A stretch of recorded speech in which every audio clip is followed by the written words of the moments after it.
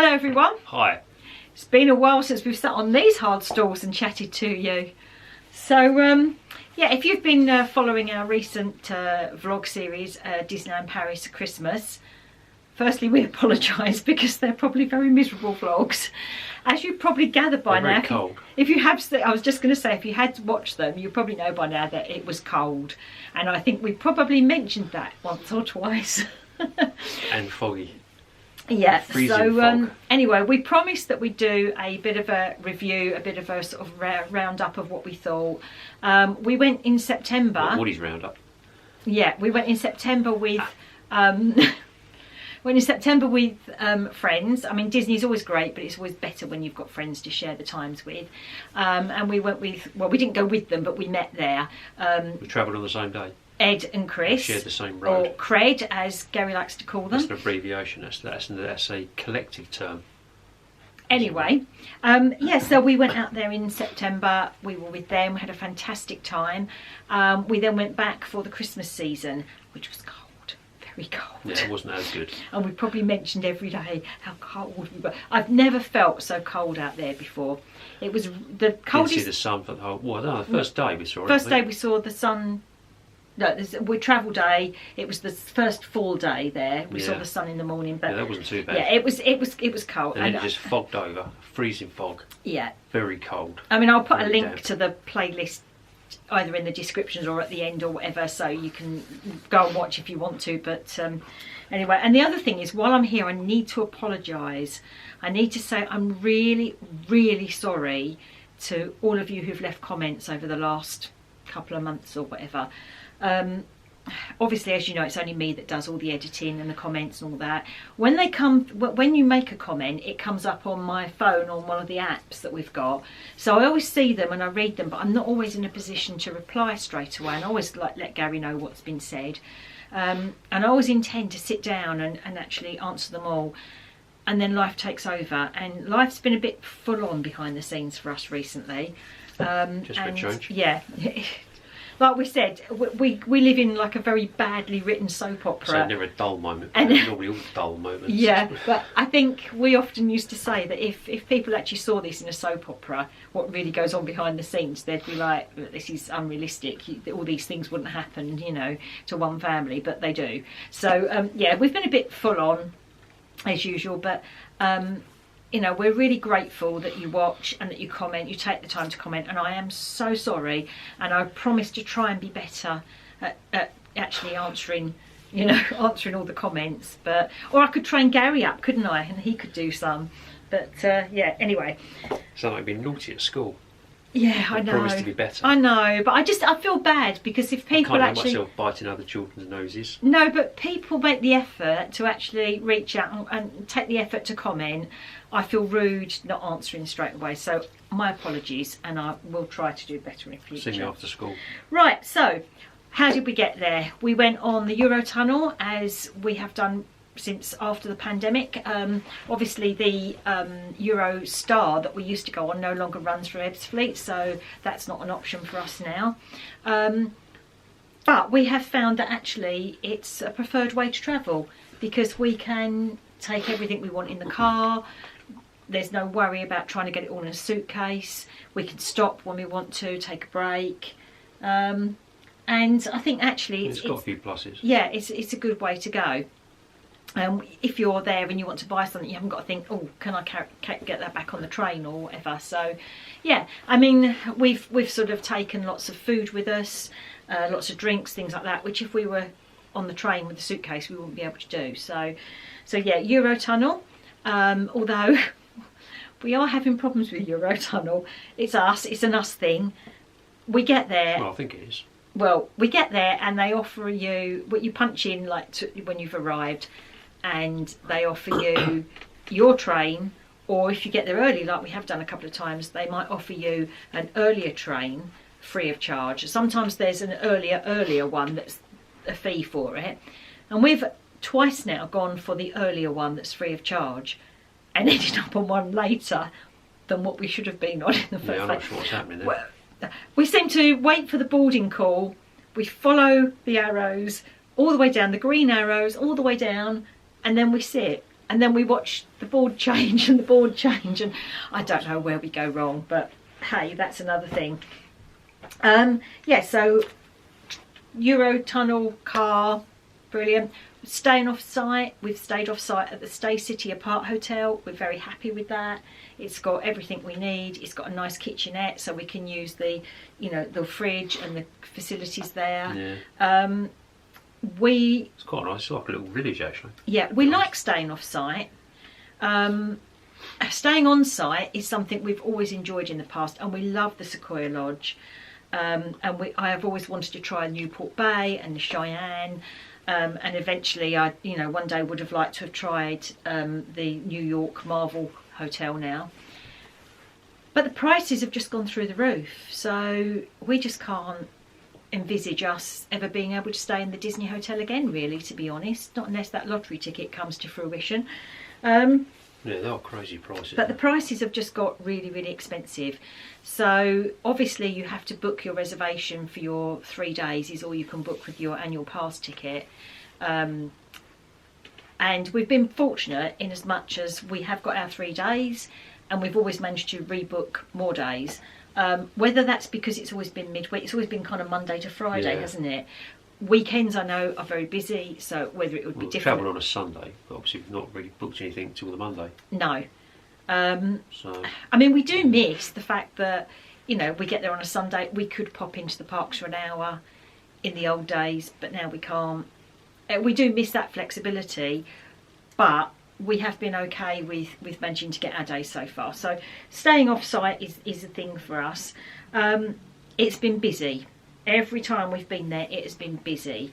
And we were saying we just don't think that there is a downtime for Disney now. There isn't a... Well, we've not found it. No, I just don't think there's a period now when it's not a busy park. I think that's just how it is now going forward. Yeah. Well, maybe that's something to do with the post-restriction era. Whether it's just that everybody is sort of keen now because we were locked up for so long to get out there and to keep travelling and to go away, and I don't know. Whether it will settle, I don't know. But at the moment, it just seems it's always busy. And I think if you're going to go, you've just got to be prepared for the fact that you might not get on everything, you might not do everything you want to do. But just, you know, try and chill and take it as it is, really. Yeah. Well, the evening thing still seems to work. Yeah, it still seems to... most evenings, Most evenings, late evenings, we've managed to get on quite a few things in not a lot of time, actually. Yeah. We've done Sometimes quite a few walk-ons on Pirates. Yeah, and Literally. Phantom Manor. Yeah, we just walked straight onto that a couple of times. Yeah. So, for us, going there, the new things that we encountered when we went in these last 2 trips, the September trip, we went to Avengers Campus. Now, we'd seen vlogs, we'd looked at it on vlogs before we'd gone, and people were talking about, oh, we spent a day there and, you know, half a day, and we were thinking, it's not that big an area, how would you spend that much time there? But actually, it was fantastic. We really liked it. They've done so. Oh, Gary's got his Avengers Campus T-shirt on there. They've really themed it. Coincidence. Yeah, they've really themed it well. It's hard to imagine what was there before, in a way, isn't it? They've done it really well. It is They've really. changed Bear the in whole mind, area. you're still walking down the same bit. Yeah, where Armageddon used to be, and the Restaurant des Stars and everything. Yeah, it's and all, the Blockbuster Cafe. You know, I mean, it's all the superstructure's still sort of there, but they've changed it so much. It's difficult to try and even imagine what it used to look like. I mean, even that restaurant, they've only really done the inside of it, and they've obviously all sort of clad the outside of it with a completely different design, but it does look just totally different. Yeah. And it's like, done a pretty amazing job on it, really. Yeah, so we sort of thought, how do people spend so long there? But actually, there is a lot to do there, and we found that we spent a lot of time in there. You've got the new ride Web Slingers, which I love. Pew, pew, pew, pew. Probably because I'm good at it, and I'm not good at many rides. So, but yeah, that's really good. It's a bit like Toy Story Mania, in as much as it's 3D and you're in your carriage and you're going around and everything. But that's really good, isn't it? Yeah, pretty big carriages. Yeah, and 4 person, and they 4 per side. We really like that ride. It don't is really we? good, actually. Yeah. It's quite exhausting. Yeah, especially when you're sitting next to Gary, who's... Do you know those things they have outside car showrooms that sort of wave their... knocking my ears off, wave their arms around? Gary's a bit like that when he's in there. He's just like this. But yeah, it's a good ride. There's Flight Force, which we haven't done, which is what was the old rock and roller coaster. Obviously not for me, and you've never even been on rock and roller coaster, have you? No. So it's not a ride that we would do. It, but yeah, it's I don't know. just not our kind of thing, so we can't sort of talk to you about that one. You've got Pim's Kitchen. Pretty impressive from the outside. Yeah, you've got Pim's Kitchen, which obviously is where Restaurant des Stars used to be. We haven't been in there, may do in the future. Had a few mixed reviews in the beginning, so we weren't sure if it was something we wanted to do. Through the window. Yeah. And then they've got what used to be the Blockbuster Cafe is now Stark Kitchen, which is a quick serve, very nice. They've got the Hulkbuster in there. And, yeah. Yeah, that looked pretty good inside. They've also got a few of the like caravan. What was that massive thing in there? Hulkbuster, that's what I just said. Oh, right. Yeah, they've got a few. Yeah, that's massive actually. They've got a few sort of like caravan-y type things, haven't they, with different foods and things as well. Yeah, the carbs. And that. So when you're in there, you've also, other than those two main rides, which you'd think wouldn't take up much time, they also have so much interactive stuff. So you've got Thor and Loki, who are just wandering around the area quite frequently. Yeah. You've got Ant-Man, who's out the front. Often you can go and get your photograph taken with him. I didn't see. We didn't go to that bit to have a photo done. You've got Iron Man, who's quite often in his car, and then often above where Flight Force is, they've got like a balcony bit, and they'll be up there. All the different characters will be up there doing different things. On top of the roof, above the web slinger, you have Spider-Man, Black Widow, and all that having a fight, and not together but fighting other baddies and so on, and different things, stunt things going on. That's good. Then you've got the Wakanda warriors that come out and do their tribal dance. There's so much stuff going on that there's always seems to be something to see. They've got their own shop in there, which has got some really cool stuff in it as well, which you go through as you come out of Web Slinger, or you can go obviously from the outside. There's also the training academy, which you can go and do meet and greets. Now you have to go on the app to book that, and they do go really quickly. It's twice a day you get to book that, so that's something you need to sort of look into. I think it was 10 o'clock it started, and I was literally finger poised, ready to press as soon as it turned 10. We did a meet and greet in there with Spider-Man, which was really good, and it's nice because it's not rushed, and it's a real good interaction, isn't it? It was a really nice, sort of meet and greet. Yeah, it must be a new. I mean, what was there before that was there? That's where the backlot tour and things used to be, or the stunt show rather, used to be at the end there, didn't it? Oh yes. Yeah. But we've also that's just like a meet and greet, and they'll take your pictures and so on. But then we went and did the training academy where we met Falcon, and that was quite funny, wasn't it? Because we had to do different moves and things. He was training us. It did look very good. And they have this 360 bit mechanical video that they take, and which is really cool. And when you come out, there's like a kind of screen that shows you what's been taken. And because with our Infinity Passes, we get a PhotoPass. And they did say that the video was included. So we had a look at it on the screen. It looked really cool. And didn't think any more of it. And when I got home, it actually said you had to pay €15 to actually have it downloaded, so we didn't bother with that. But it's quite a nice little gimmicky thing. Yeah, it was a bit kind of like, we weren't very good at the training.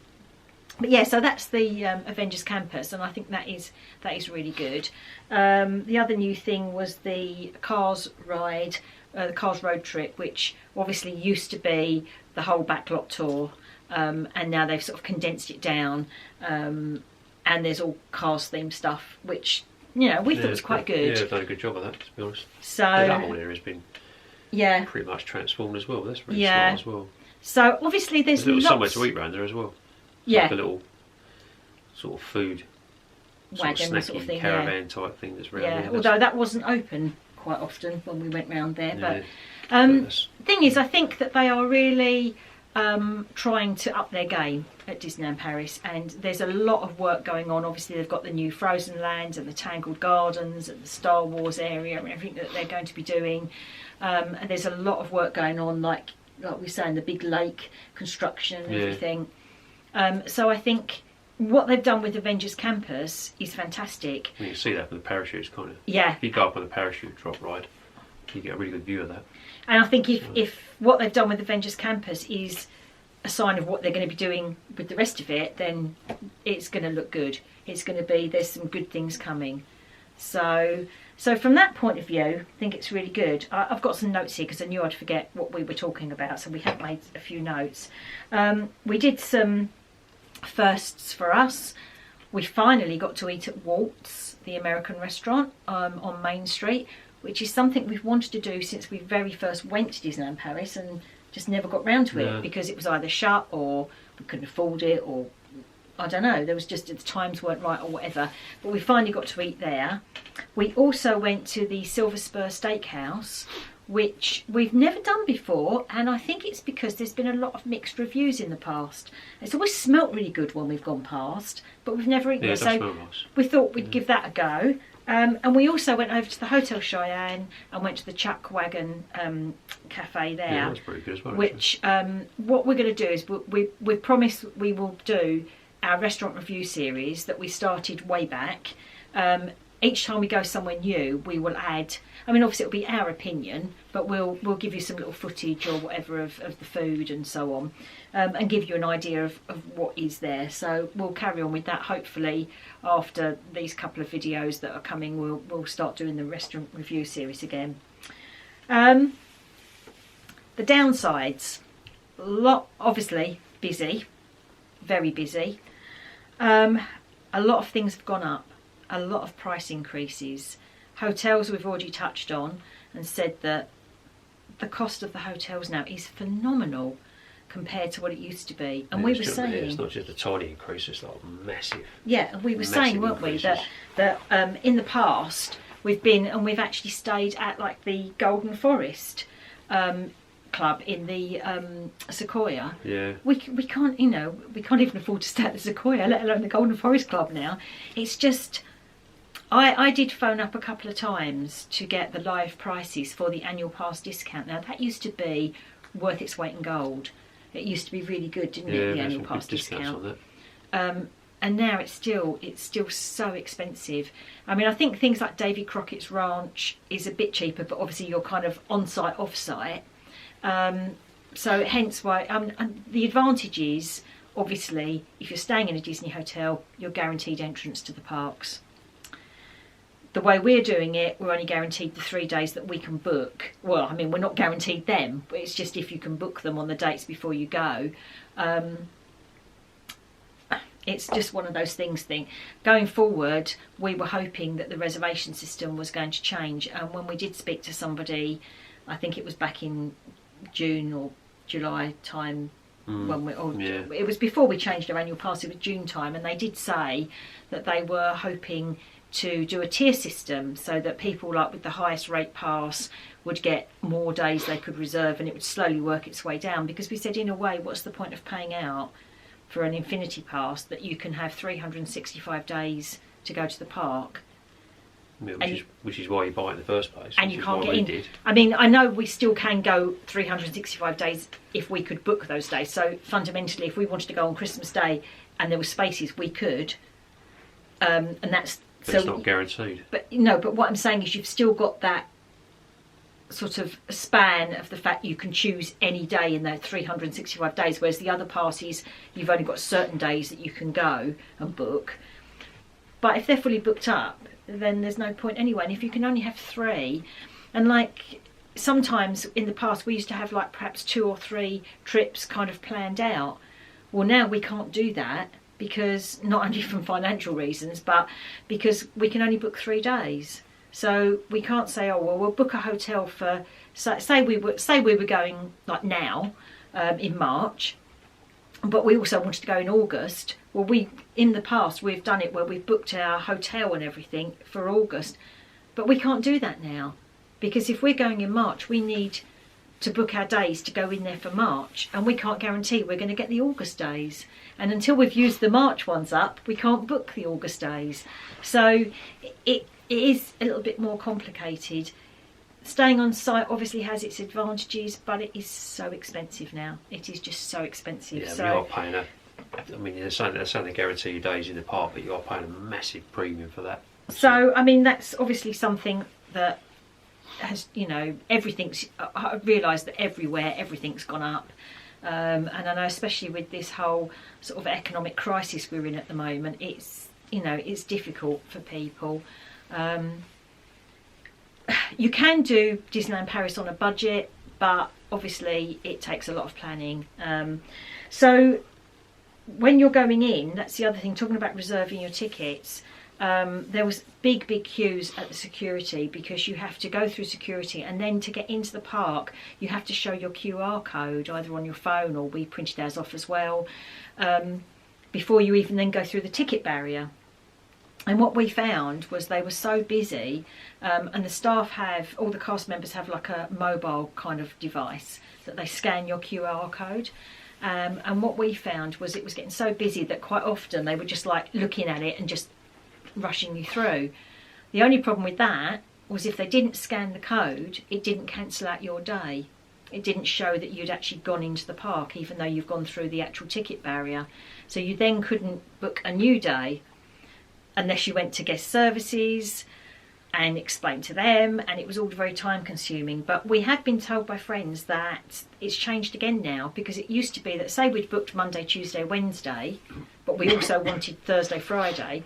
When we got in the park on the Monday, we could immediately then, once our QR code was scanned, book the Thursday, because the Monday would be taken off. But apparently now you can't do that until midnight of the day that you've been in. So on Monday at midnight you could then book for the Thursday. Don't know whether that's going to make a big difference or not, but hey ho. Well, you've got to start really late. Yeah, or you know, I mean, the reservation system, we were told that it is going to stay in place, and when we were chatting to somebody this time, they said what happens is they have a maximum capacity of 80,000 people per day. But what they're working on is 40,000. Excuse Gary, past his bedtime. Almost. At 4 o'clock in the afternoon. That they are only letting in, that they've set their own maximum capacity at 40,000.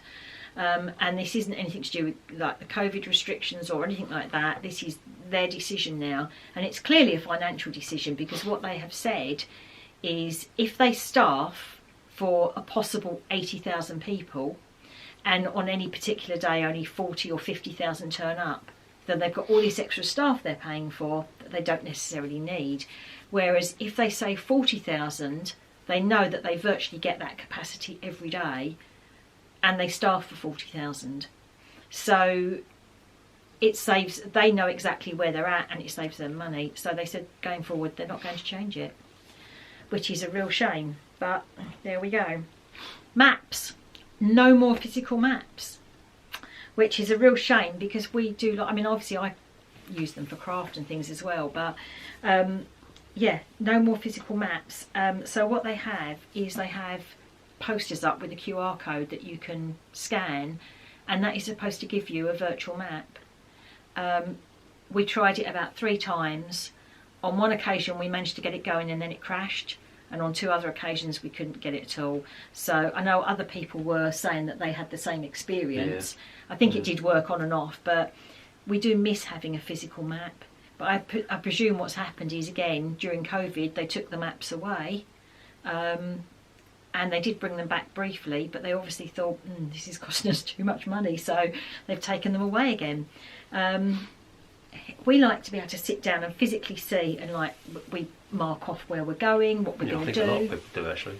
Yeah. It's much better to have something a bit more tangible in your hand, as opposed to messing around with QR codes and things that don't work. Well, it's not only that, but you can sit down, you can go, right, and we used to write numbers next to ours, like, oh, we want to do this ride as a priority, and this one second, this one third, or we'd cross off as we'd been to them. Because quite often we'd get to the end of the day and go, oh, damn, we forgot to go on that ride. Yeah. Or we forgot to do this, or we wanted to go to that shop. So I think, you know, it's a shame, and I do miss a map. Right, what else was there? Oh, yes, the other thing is booking meals. Back in the day, we could always get into restaurants. It was hardly ever a problem booking a meal somewhere. And now it's a bit like the advanced dining reservations at Walt Disney World. You've got to be on that app and booking them the minute they're released. because otherwise you're not going to get them. And there's been quite a few restaurants that we have wanted to go into. I mean, Gary always likes Pirates, Captain Jack's, and you know, we've got it once out of the 3 times, because it's just fully booked. And that's a shame, because you know, we used to like the fact that we could get, but I suppose again that's this, because we've looked at it a few times and thought, we've gone past on the boat and looked and thought, restaurant's half empty. So, like, I don't understand why there's no spaces. Sometimes it's it's a bit odd. But it's obviously because of this staffing level. So if they've reduced the staffing level, they're only going to seat so many people. Yeah. They're not going to fill the restaurant to capacity. So that's obviously what's going on. When you go past and you think, there's all those empty tables, yeah, that's it's not a why. good thing. It's quite a bad move, I think, from our perspective. Yeah. Right. So, but that said, if you're in the parks and there is a particular restaurant you really want to go to, our advice would be, go up to the reception of the restaurant as soon as it opens and ask them if they have any cancellations for that day, because they seem to always have cancellations, and if you can get there for when it opens and ask, then you've got a chance of getting one. And just keep asking until, you know, each day until you find, you know, there is one. And we've done that, and we were told that people do book in advance now. Well, we did with Waltz. Yeah. And we just went in when it opened up, and they said, yeah, we've got. Yeah, we can fit you in, that's fine. And they said that so many people literally cancel overnight, and people have booked in advance. Like they'll say, oh, we're going away in so many months' time, and they just book all the restaurants that they think they might want, and when they get there they decide they don't want that one, or they want to go to another one, or whatever. Yeah, so freeze them up, so yeah. Always worth going and having a look. Turn up. It was the World Cup when we were out there at Christmas, which was a bit strange, it being in the winter. Which we didn't win. No, and obviously we were out there for the World Cup in 2018, and we'd kind of forgotten almost that we were going to be there again for it. Yeah. Didn't quite have the same atmosphere, but I think that's because Christmas kind of overshadowed it a bit. But the sports bar still had the giant screen up, and there was still a really good atmosphere. Somewhere warm to go. Yeah, they didn't have the grandstand up, did they, this time? But no. But yeah, it was still. I mean, as I say, I think all Christmas sort of over. Well, we managed to get inside a couple of times. Yeah. In the evening. Yeah. Just to try and warm up a bit, which was quite good. Yeah. So they also had the Gourmand Stands out in September when we went. They had them in the studios, and they were the ones that were the European stalls and the French different regions. We really like them, don't we? Because it's quite nice to be able to sort of go and get snacky bits or whatever. And you can get some decent food at them, and we quite like doing that. And then at Christmas, they also did them in the studios, but they were more sort of, they were slightly different themed. They didn't have quite as many, and you got more things like mulled wine, and which is okay by me, and the hot chestnuts and things. They also had a couple in Fantasyland in the Disneyland Park. They just had like crepes and hot chestnuts and mulled wine, hot chocolate, that kind of thing. By Small World. Yeah, opposite where Small World is. So yeah, they're really good, and we think if you're there when the gourmand stalls are out, go and give them a go. They're not mega expensive, and some of them are quite worth going for. You get a reasonable amount, so it's quite a good. Yeah, they're really nice. So I think PhotoPass, that was the other thing. In the past we've always moaned a bit because PhotoPass in Walt Disney World is fantastic, and there are photographers everywhere, and you seem to really be able to get your money's worth. We get one free at Disneyland Paris with the Infinity Pass. I think I need Gary's fleece to sit on. We get one free with the Infinity Pass. Or your fleece. But yeah, we've always moaned a bit because there's never really been that many photographers. It's been a bit lacking over there with that sort of thing. So you get them on the ride. You know, some of the rides that have the photo, you get them, and you used to get them at some of the character meet and greets, but that was about it. But they have started to up their game a bit with that as well. They're doing magic shots now, so always have a look on your map and find out where they're doing the magic shots, because some of them are quite cool and quite good. So we've done a few of them. You can get the map. Well, no, you can get the map on your thing. Oh, even if you look on your app, you know, it will show you where the magic shots are. Yeah. Or ask a cast member. They're very knowledgeable. They know where everything is. Yeah, we had a few done. So, you know, that's... Opposite Plaza Gardens. So, I think you can... It's not a cheap holiday anymore. I mean, it's never been a cheap holiday, not cheap, but it has got very, very expensive. And I know during this whole, economic crisis, it is very, very difficult to find the money to go to places like that. But there are ways of saving money. If you're prepared to stay off site and take your chance with booking reservations, then I would do. You can go to places like Attraction Tickets Direct and other people like that, and they do sell, if you haven't got annual passes, they do sell dated tickets, so you're guaranteed entry. So you could always, it might still work out cheaper to buy them and stay off site if you haven't got annual passes. A lot of the off-site hotels run shuttle buses and things. And my advice would be, if you're looking at an off-site place, and you've gone on to one of the, hotel websites, never book direct with the hotel, it's always dearer. Well, that's what we've found anyway. Even when they give you like a 10% discount or whatever, we've always found it's cheaper on some of the sites like Travel Republic and Trivago and Booking.com. There is a big difference. So you can look at the same place through 3 different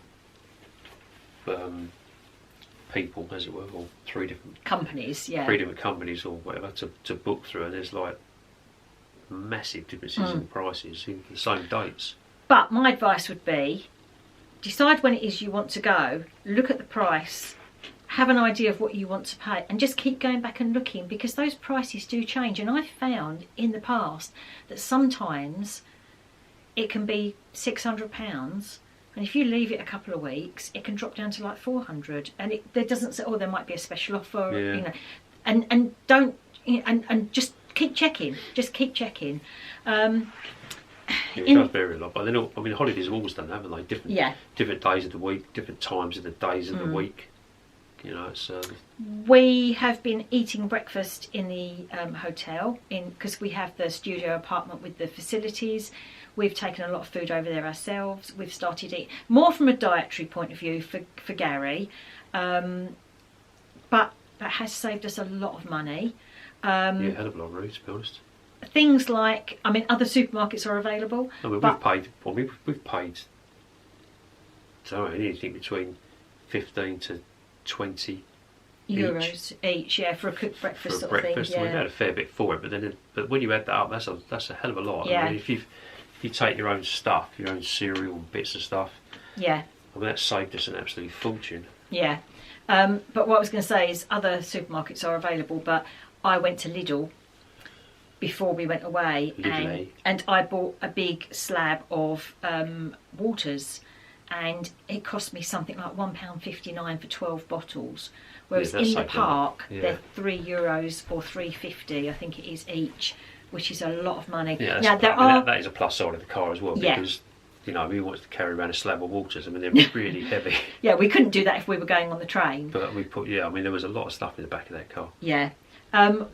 We also found that things like coffee in the park, that is €3.50, and it's a tiddly little very cup. Small. It's a really small cup, and it's only about 2/3 full anyway. Yeah, so and it's like adding insult to injury. It's a small cup. We're not even going to fill it up. But we found, even though Starbucks are more expensive, and everything, we found that Starbucks is a better deal because you get much bigger for your money, for the same kind of money. There's a Starbucks in the station, just a small one. There's also a Pret in the station that obviously does coffee as well.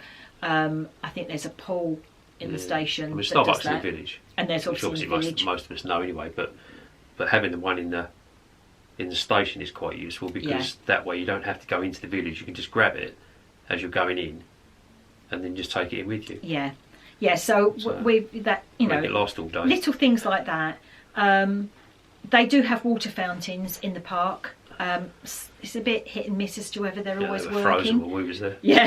And you can buy those little squash things to put in them and whatever, so you can sort of get drinks in there in that sense. I just think you've just got to be a bit selective. We were a bit disappointed with the restaurants, in as much as the cost went up when we were out there the last time. Now we went to Waltz, and when we got in there, the menu had the menu was the same, but the price had changed, and it had gone up 10 euros each, which actually €20 is a big difference. And also, realistically, that was like over a 20% increase. And which is a lot. because we've got the Infinity Pass, you get a free annual pass drink, which was like a fruit cocktail, quite a big substantial fruit cocktail, which was always really nice. And obviously if you're getting a meal that doesn't include a drink, it's more expense. So we used to have our annual pass drink, which was great, and obviously that's now been taken away as well. They no longer do that.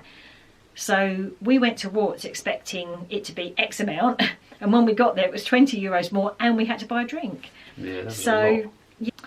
Yes, so I think as far as restaurants and things go, I think you just have to be selective, and I think if you want to go on a budget, you can do it if you stay off site, you know, if you're careful with what what menus you go for, what restaurants you eat in, if you take some of your own drinks and so on. There are ways of saving money.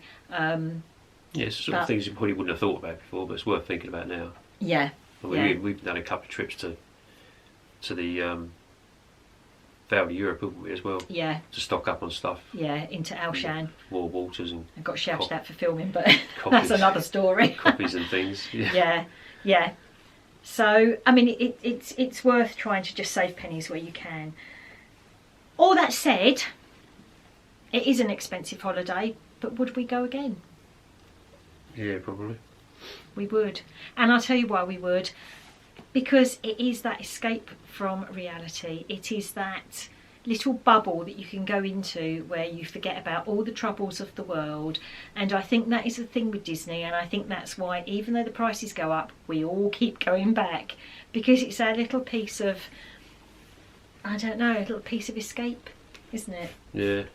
And yeah, it's just take your mind off things. It's I was talking to a lady the other day. I went out for a social do, and there was a lady there I'd not met before, and I got chatting to her.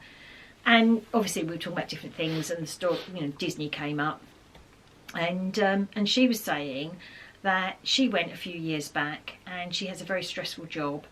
And she said that she didn't really think she was going to enjoy it, because she said her holiday for her is something she likes to go away, chill out and relax, because of her stressful sort of life. And they took their 2 children, and she said she absolutely loved it, because when she got there, she said she literally did not think about all the stresses of life and work and everything, because there's so much going on all the time.